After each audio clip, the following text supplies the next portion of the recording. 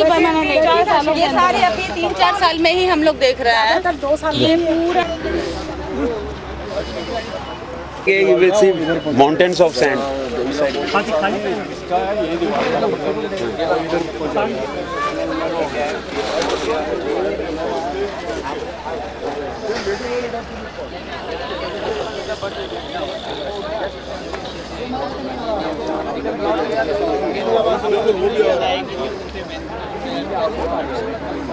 Road बन जाए पहले यहाँ से। बस एक बार रोड अगर बन गया ना तो ये कभी नहीं आएगी यहाँ से, जिंदगी भर आप ये सोच लेना, ये कभी नहीं होगा। ये तो आप सुनो 30 अप्रैल के बाद तो रोड को कनेक्ट करके सीधा ले जाती है, then it is okay। सीधा ले जाने वाले हैं ना, अल्टीमेटली तो यहाँ से 500।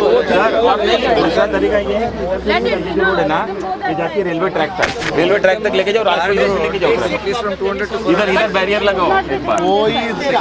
You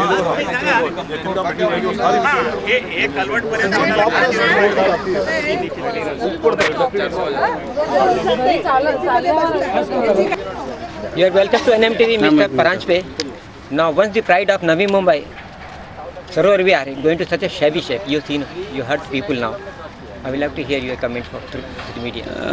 A day before yesterday, I had a meeting with all the members of the society in Sector 11 and Sector 15.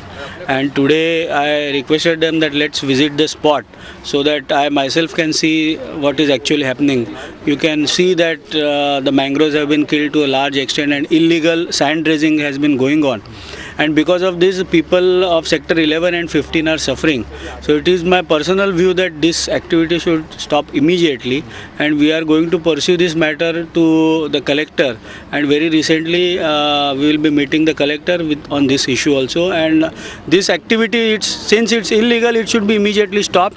Once the pride of Navi Mumbai CBD Belapur, no facilities to that extent are provided to them, and they are paying the maximum property tax in Navi Mumbai Municipal Corporation, and they are deprived of the basic facilities like free pollution-free air, which is the basic for a man to survive.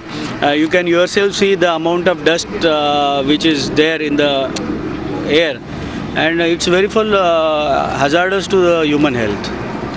Mr. Paranjpe, we don't doubt your capabilities. After a long time, we have got such a young leadership, a dynamic, with high potential. तो आपकी क्षमता पे कोई शंका नहीं है, लेकिन मैं आपसे फ्रैंक सवाल पूछना चाहूँगा कि आपकी जो विजिट एक सचमुच में इलेक्शन के पहले कुछ रिजल्ट इम्पैक्ट देके जाएगी, या सिर्फ हम जैसे दूसरे पॉलिटिशियन करते हैं कि इलेक्शन के पहले आते हैं और प्रचार करके जाते हैं, इसमें फ्रैंकली बताएंगे? सबसे पहले मैं तो ये क्लियर, मैं कोई लीडर नहीं, मैं एक सामान्य कार्यकर्ता हूँ जिसको लोगों के प्यार और आशीर्वाद से मैं एमपी बना हूँ। तो मैं लीडर हूँ ही नहीं, मैं इनके जैसा आम ठाणे करूँ और इनकी समस्या समझने के लिए मैं आज आया हूँ। और यही मैं कहूँगा कि इनके लड़ाई में मैं इनके साथ इनका एक साथी बन के हूँ। किसी भी पॉलिटिकल पार्टी का लीडर या किसी भी राजनेता की तरफ से नहीं आया, मैं एक आम शहरी और एक आम नागरिक की तरह इनके साथ आया हूँ मैं आज देखने। लेकिन फिर भी एक टाइम बाउंड प्रोग्राम जैसा बता सकते हैं कि कम से कम हमने जैसे कहा कि फर्स्ट स्टेप हम कलेक्टर साहब को मिलेंगे।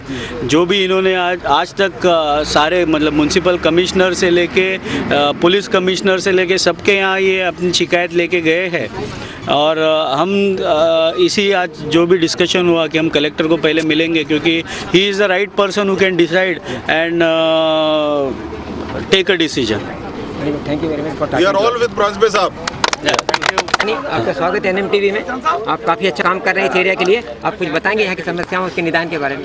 हम सबसे पहले पारांजपे साहब का हमारे सेक्टर 11 एसोसिएशन की तरफ से, सब नागरिकों की तरफ से यहाँ पर स्वागत करते हैं। अब उनका आभार मानते हैं कि उन्होंने आकर के यहाँ पर पर्सनली स्पॉट पे क्या वाकई में चल रहा है वो देख करके जो हमारे लिए उन्होंने ये काम किया है, हम उसके लिए उनके बहुत आभारी हैं।